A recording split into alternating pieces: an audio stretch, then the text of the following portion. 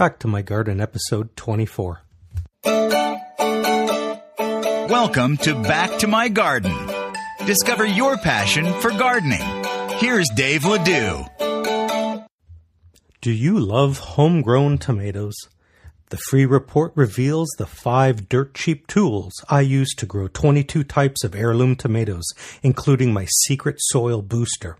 Download your copy for free today at www.backtomygarden.com/free report. This episode of Back to My Garden is sponsored by Coffee Royalty.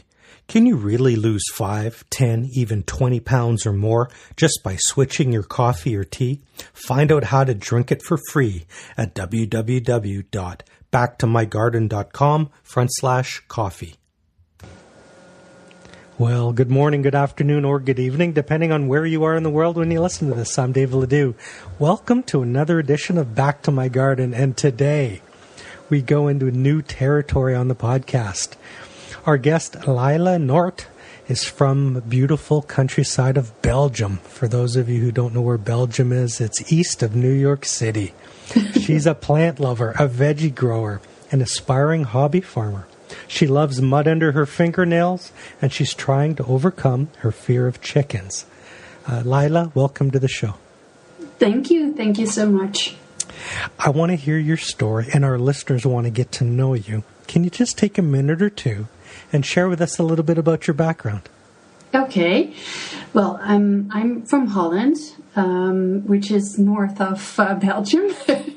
And I used to live in the city. I was a big city girl, like parties and movies and that sort of thing. But I realized that I also like to cook a lot. And I realized that the things you can buy in the supermarket, they don't taste like anything. So we had this really tiny back garden, and I decided to start growing some vegetables and fruits. And the first thing I grew was a strawberry.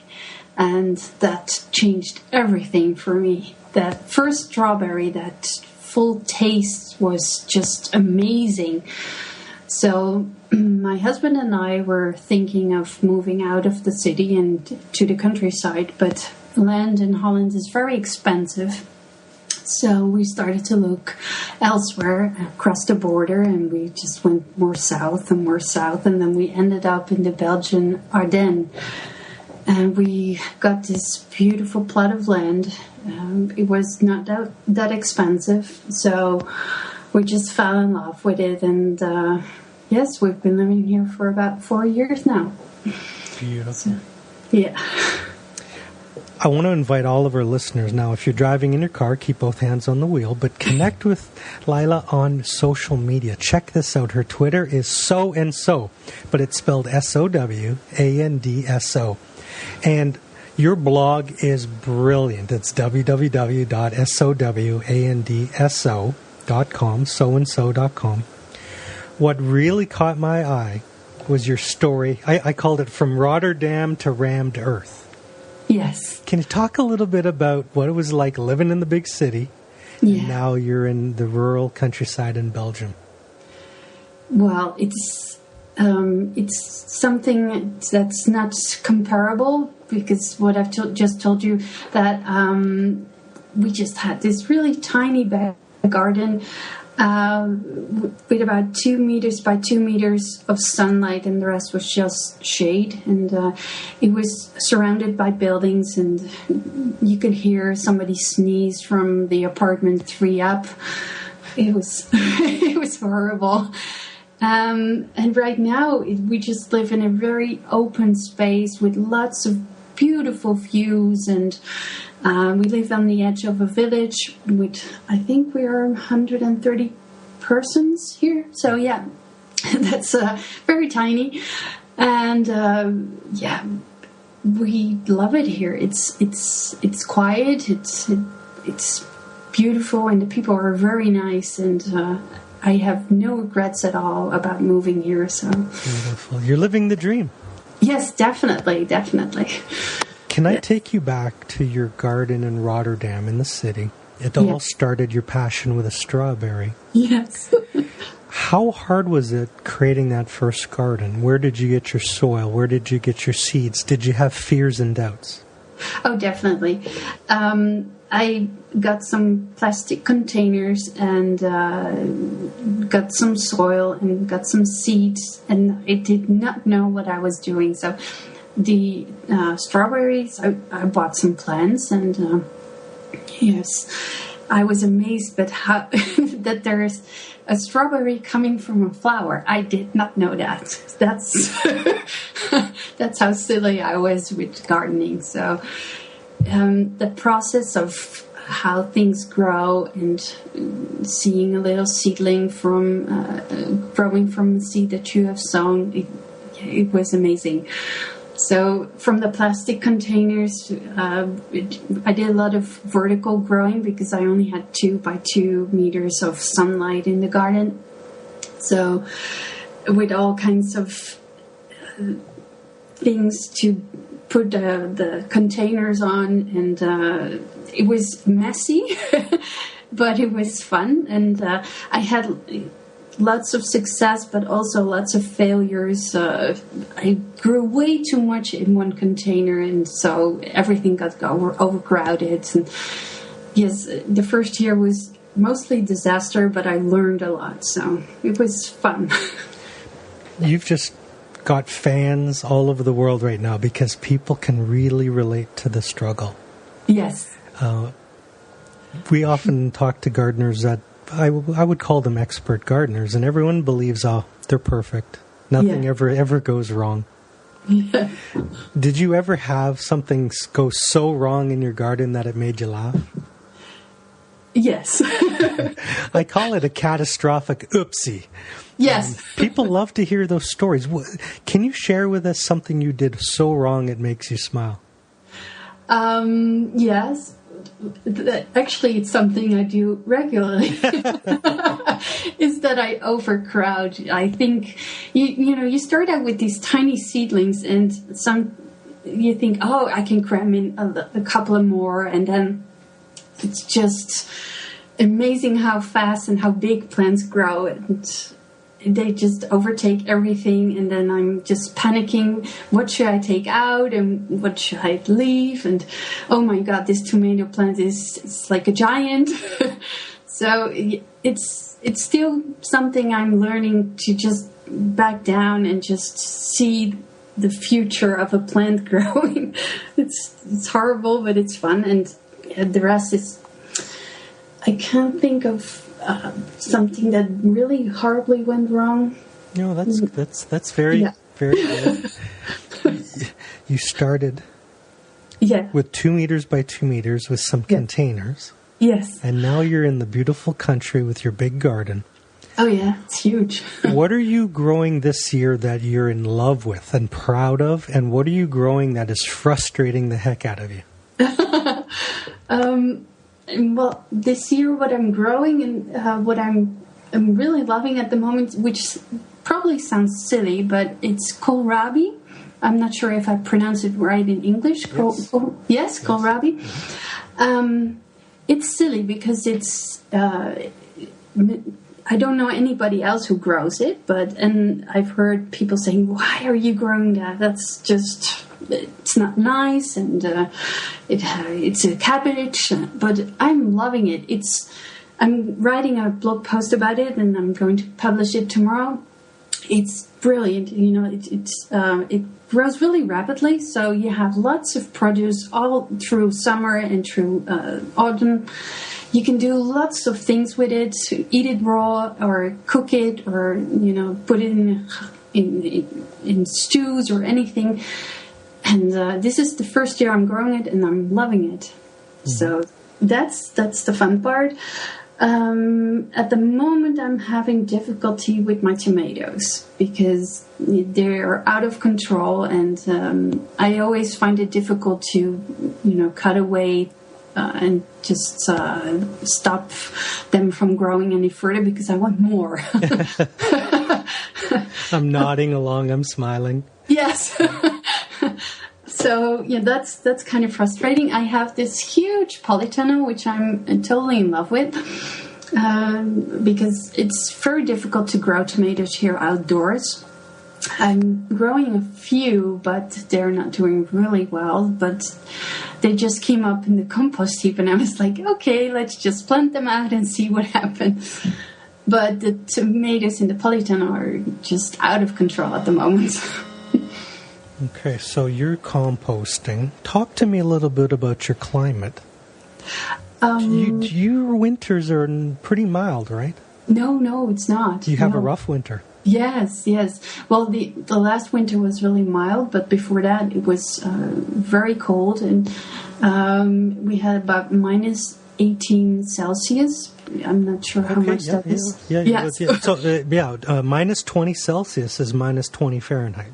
Okay, so... Yeah, it's cold, regardless of where you measure it, it's cold. Yeah, it was so cold that my Brussels sprouts and my kale just froze to death, which is something that they don't do normally. So, yeah, it gets really cold. So that's why we got the polytunnel to extend the growing season. And this is the second year we have it, and it's brilliant. I would never want to do it without a polytunnel. If you think back to the spring, when do you get to plant outside? Is it in mid-May or earlier?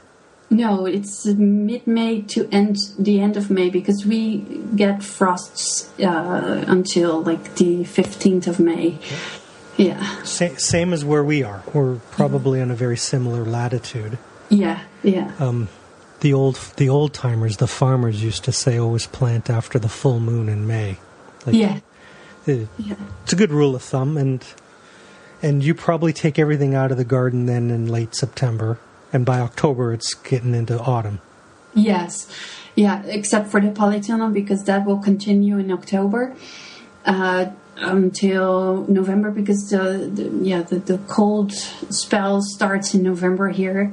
It can be minus 20 degrees here in November for like a week or so, and then it's normal temperatures again. So that's really frustrating, because that will mean that anything that's growing in the garden outside will be gone.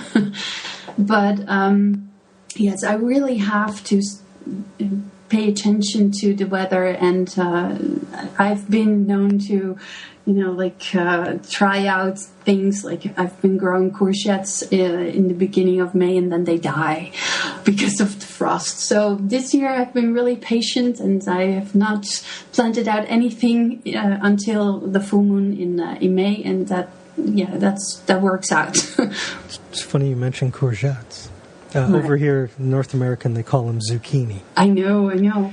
We were outside at 7 a.m. with a paintbrush. Yes. Because our zucchinis, our courgettes will not produce fruit. Oh, really? Lots of flowers. They're all men. Oh, really? They're all males. That's weird. And I thought at first we had a bee, we have a bee crisis over here. Yeah. But no, every flower is a boy flower. There's no women flowers on any of our plants. I've heard that before, but I've never had that happen to me. But I've heard that before. Yeah, it's kind of weird. Maybe it's the variety, or maybe there aren't enough other flowers in the neighborhood. I don't know. My wife is brilliant. I'm very much an enthusiastic amateur. Mm-hmm. But she said, let's test the soil. So we got the chemistry set, and pH, nitrogen, phosphorus, and potassium. Yeah. pH was nearly 8. Ooh. The nitrogen was 0. Oh. And she goes, no wonder it's angry. Look at it, the soil's terrible. Yes. I love it. Yeah. So you probably should grow some, how do you call that? Green manure. Mm-hmm. Yeah, green manure. Yeah, we need way more organic composting. Yeah. The raised beds, they're tricky. Do you have raised beds, or do you have them? You have raised beds, yeah. Yeah. Very good. Yeah, but I usually at the end of the season, and I am lucky enough that I have horses around in the neighborhood, so I just go with my wheelbarrow in the field, and I will get some horse manure and just pile it up on the raised beds, which is excellent. When you were describing kohlrabi, you had asked me if you pronounced it correctly. Yeah. Where you live, is everybody speaks Dutch or French? Where I live right now, everybody speaks French. But yeah, I'm a native Dutch speaker, so yes. Is it Flemish? That's the other language? No, well, yes, in Belgium, yes, but I speak Dutch. Dutch. Yeah, because I'm from Holland. Yeah, from Rotterdam. Yes, well, actually from Delft, which is very known for its Delft blue, the porcelain blue. So, yeah. It's, I wanted to ask you about what you get on a personal level from gardening. Some people garden for food and some for beautiful flowers. And some for more of a spiritual or energy and recharging their battery. What do you get from gardening? Ooh, I think almost everything what you just summed up. I garden especially for vegetables. Like I said, I love food and cooking, and these vegetables I grow myself are a lot tastier, and I get to be more creative in the kitchen, try out new things, and by growing new things, I tried new things in the kitchen. This year I've been growing a lot more flowers. We just finished with building the new house, and we have this really big back garden which I want to grow vegetables and flowers combined. And so I've been experimenting with that. But I also garden to ease my mind. I have anxieties, and I have noticed that gardening is really good for me and really good for my mental health. So that's also one of the reasons why I do that. Yeah, I completely understand. I'm nodding and smiling. Again? Well, when I'm stressed out, my wife says, go pick beans. Yes.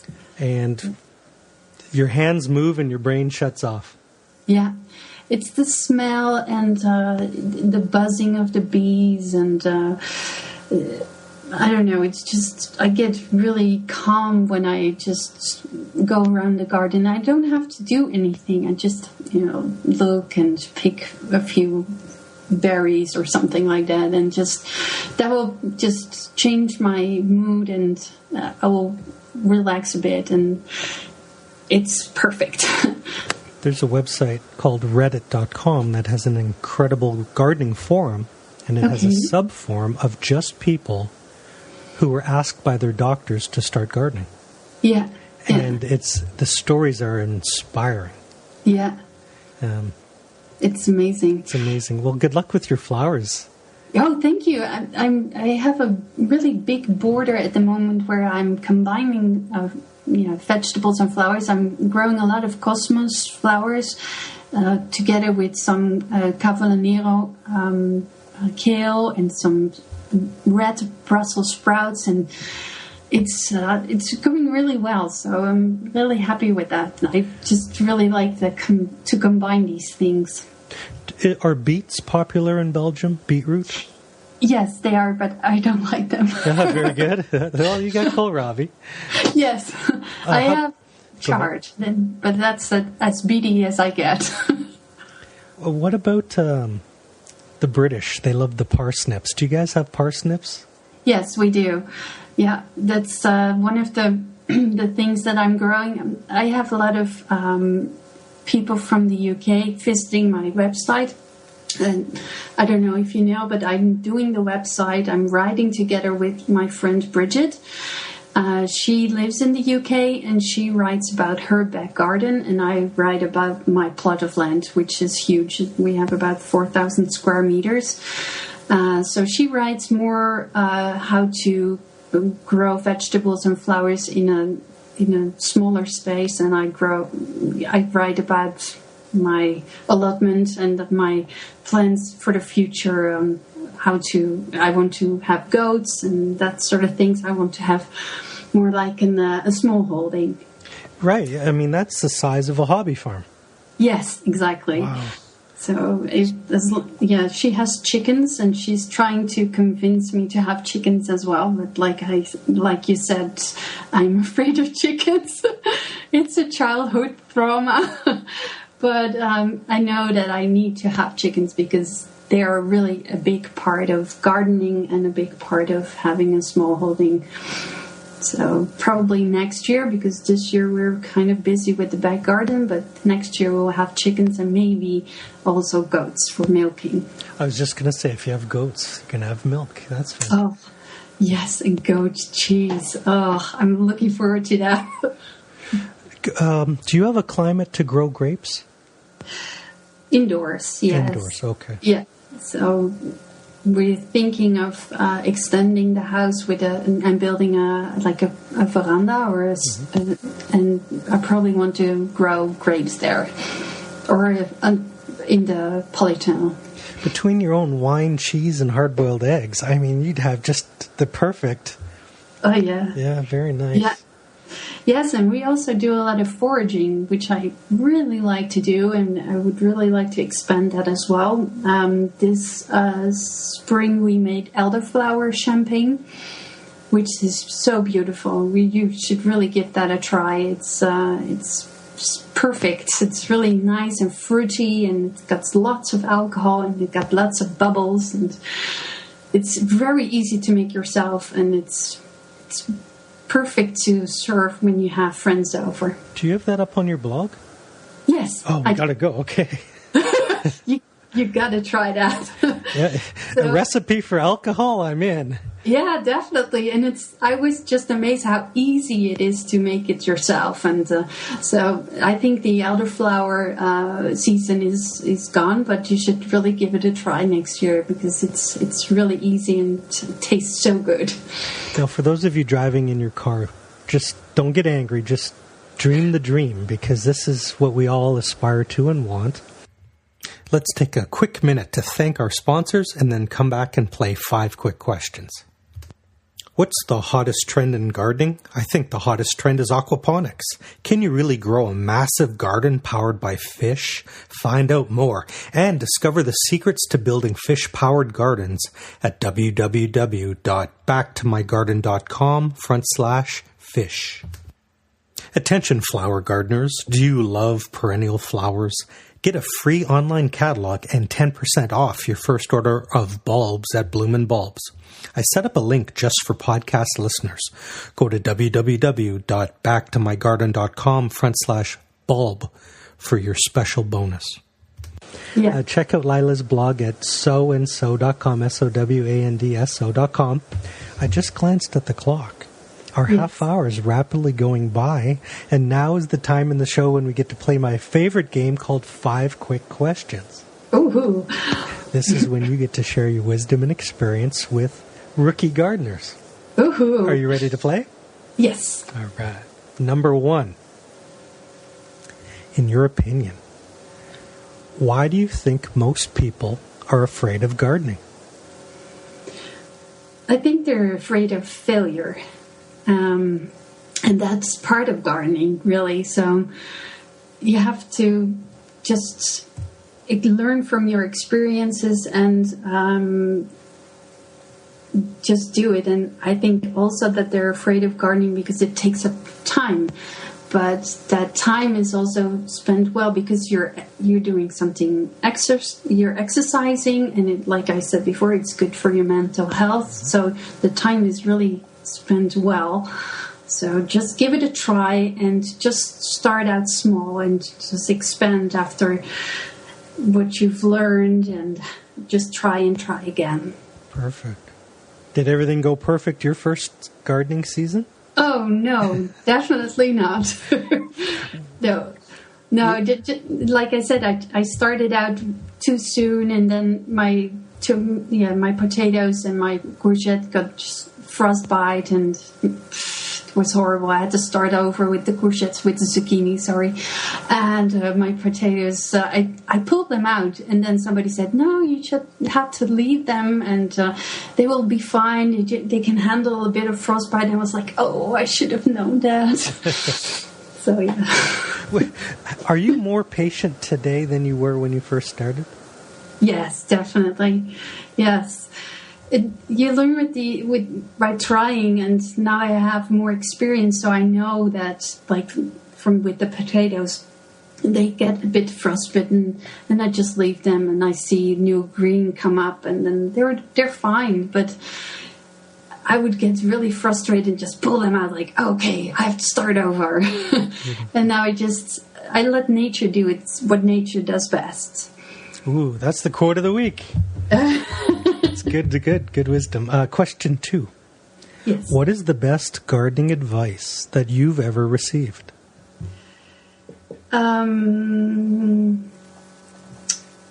Oh, that's a good one.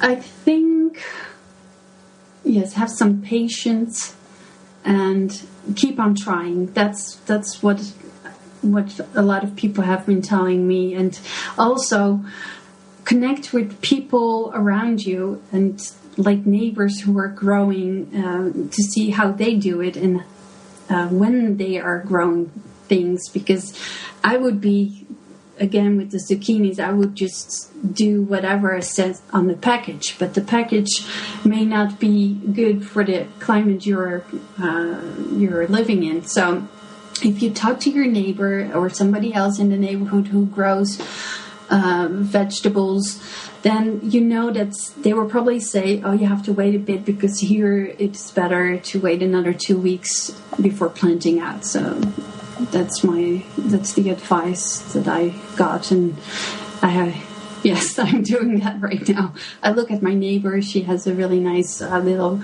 potager, which what they call it here, a little allotment. And yes, I just see when she's pulling out the onions, then I'm pulling out the onions. Very good. Your website is fantastic, and there's a lot of good websites on the internet for beginner gardeners. If you had just 2 websites to share, what would they be? My biggest inspiration in the beginning when I started out with container gardening was You Grow Girl. Do you know that one? She's from Canada. I do. As well.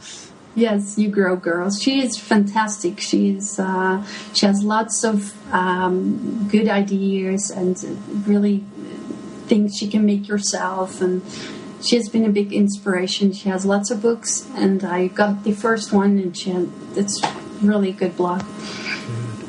And the second one, I would say, one of my favorites, and he sometimes writes as a guest on so-and-so, is Mark's Vegblad. He is from the UK, and he is a big chili fan, as am I. And he just writes really nice things, and he has lots of really beautiful photos about his back garden. That's Mark's Veg Plot? Yes. I'll put links up in the show notes and on the blog so you guys don't... People are jogging on their iPhones and trying to type that in. I didn't know you like hot peppers. Oh, yes. I love chilies. Yes. Yes, I'm growing this year because Mark, he inspired me. I'm growing Nosferatu, which is this really black pepper, and it's amazing. So unfortunately, it doesn't stay black. It turns to red really rapidly, and then it's ripened, and then it's good to eat. But the black, it looks evil. Nosferatu. That's that old, from 100 years ago, the vampire movie. Yes. Nice. Yes, nice. It's really pretty. The plant is black, and it's got bright purple flowers. And then from the flowers come these big black fruits that are just evil. I'm going to have to save you some seeds and mail you some. It's called a Naga Viper. Oh, really? It's 1.3 million Scovilles. And I have 9 fruits on it this year, and I'm just staring at them. Oh, you can just imagine how hot it will be in a dish. It came with a warning label. I've never had a vegetable with a warning label before. I love that. I'm going to find a Nosferatu. So that's Mark's Veg. Oh, I just want to see. That's my thing. My wife is crazy for heirloom tomatoes. She loves them. Oh, yeah. For me, it's peppers. Oh, yeah, me too.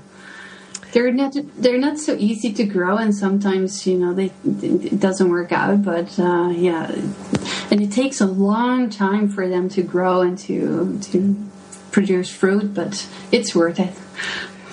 Question 4. Yes. I'm building my gardening library. What is a book that you think I should read this year? This year, let's see. Well, do you like cooking? I love eating even more than cooking, but okay. I do both. Okay, because there is this British man, and I'm totally in love with him. Don't tell my husband, but I think he already knows. But he's called Hugh Fernley Whittingstall from River Cottage, and he writes cooking books, but especially for people who grow their own fruits and vegetables. And he has this book called Veg Every Day, and that's my ultimate favorite book. And he just inspires me to grow all kinds of vegetables and to use that in the garden, in the kitchen. And I just love the fact that he inspires people to grow their own vegetables and to grow their own fruits and to eat healthy and to cook, because that's something not everybody does every day. I love it.